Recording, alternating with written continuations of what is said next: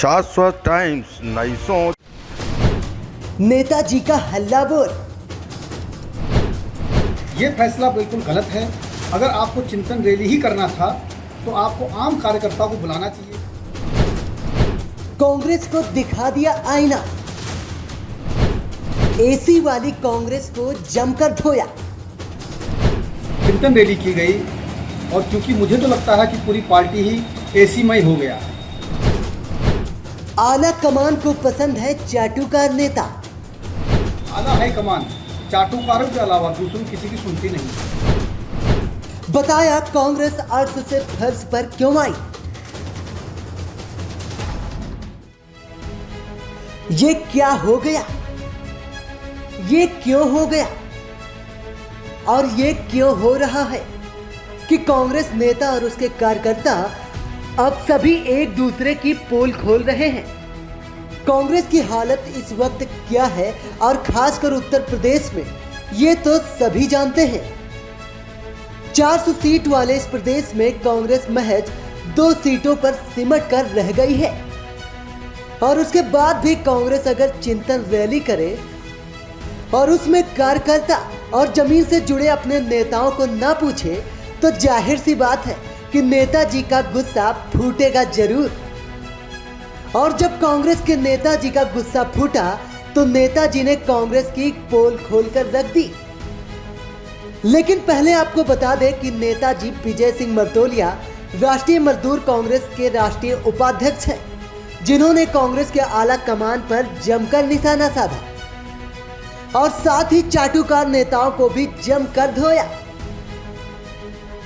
और यहां तक भी कह दिया कि कांग्रेस पार्टी तो अब एसी में हो चुकी है, जिसके चलते अब कांग्रेस पार्टी के आला कमान को ना तो जमीन से जुड़े नेता दिखाई देते हैं और ना ही उनके लिए दिन रात मेहनत करने वाले कार्यकर्ता। लेकिन चलिए इससे पहले आप खुद सुनिए कि आखिर नेताजी ने क्या कहा। विजय जी, आपने कल कांग्रेस के चिंतन रैली में जो सवाल उठाए हैं उसके विषय में आपकी क्या राय है? नमस्कार, मैं विजय सिंह मर्तोलिया, राष्ट्रीय उपाध्यक्ष राष्ट्रीय मजदूर कांग्रेस और राष्ट्रीय अध्यक्ष अखिल भारतीय असंगठित कर्मचारी मजदूर यूनियन। देखिए, जैसे कि चिंतन रैली को लेकर के मेरा सवाल ये है कि चिंतन रैली आम कार्यकर्ताओं को लेकर के होना चाहिए और जो चाटुकार लोग हैं उनको लेकर के चिंतन रैली की गई, जो 5 स्टार होटल में रुकते हैं और जो ऐशो आराम की ज़िंदगी जीते हैं उनको लेकर के चिंतन रैली की गई। और क्योंकि मुझे तो लगता है कि पूरी पार्टी ही एसीमय हो गया। 5 स्टार होटल के एसीमय पूरी पार्टी ही हो चुका है, क्योंकि आला हाईकमान चाटुकारों के अलावा दूसरों किसी की सुनती नहीं है। मेरा कहने का एक मकसद है कि आज के दिन जो पूरे प्रदेश में, देश में, पूरे प्रदेश में और ख़ास करके कानपुर नगर में कांग्रेस पार्टी धरातल पर है। इतनी बुरी तरह हार होने के बावजूद अभी तक चेते नहीं है हाईकमान और अभी भी कुछ गिने चुने चाटुकारों को साथ में लेकर के उन्हीं की सुना जाता है, उन्हीं से मीटिंग किया जाता है, जो बड़ी चिंता की बात है, बड़ी चिंताजनक बात है। मैं कांग्रेस पार्टी के सिपाही होने के नाते मुझे बड़ा आश्चर्य होता है कि हाईकमान आखिर इस तरह के फैसले लेती क्यों है। ये फैसला बिल्कुल गलत है। अगर आपको चिंतन रैली ही करना था तो आपको आम कार्यकर्ता को बुलाना चाहिए, उनसे ये पूछना चाहिए कि भाई आखिर पार्टी में, संगठन में कौन सी ऐसी कमी रह गई है जो पार्टी हार का सामना कर रही है।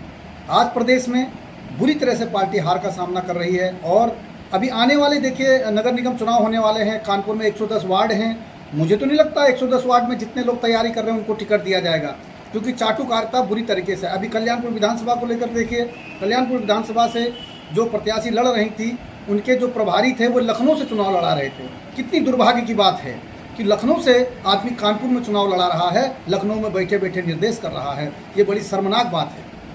कुछ लोग ऐसे हैं जो यूथ कांग्रेस में बड़े बड़े पद लेना चाहते हैं, उसके बावजूद उनको विधायक का टिकट भी चाहिए और आला हाईकमान उनको विधायक की टिकट भी देती है।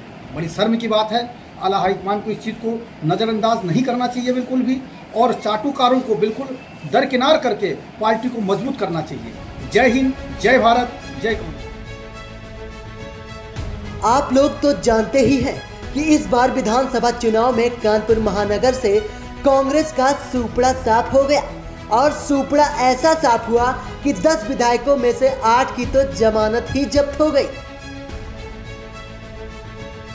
उसके बाद भी कांग्रेस पार्टी जो है शीर्ष नेताओं के साथ एसी में बैठकर चिंतन कर रही है। ना तो उसे अपनी जमीन से जुड़े नेताओं के कद्र की समझ है और न ही कार्यकर्ताओं की। इसी से नाराज कानपुर के नेताजी इतना आग बबूला हो गए कि कांग्रेस की पट्टी खोलकर रख दी।